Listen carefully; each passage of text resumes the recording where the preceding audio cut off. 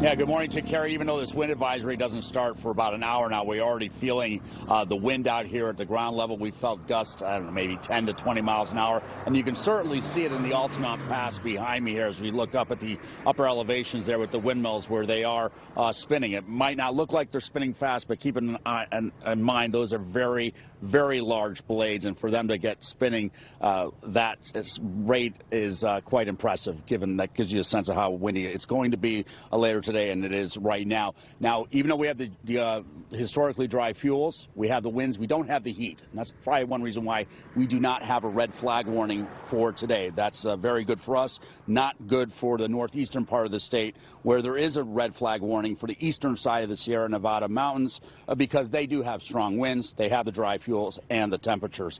The increased danger comes at a time when there are fewer federal firefighters.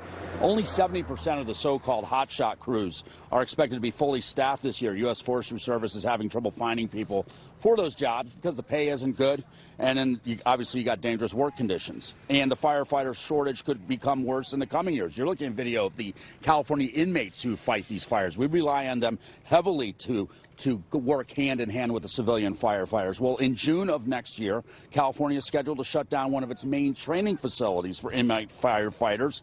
This is at the California Correctional Center in Lassen County. Governor Newsom is closing that entire facility as part of his push to end mass incarceration in the state. That will reduce the number of inmate firefighters on the front line. One former federal firefighter tells NBC News they're in desperate need of those inmate firefighters to help those civilian firefighters who are already short-staffed and facing dismal numbers. Reporting live here in Livermore, Bob Redell, NBC Bay Area News.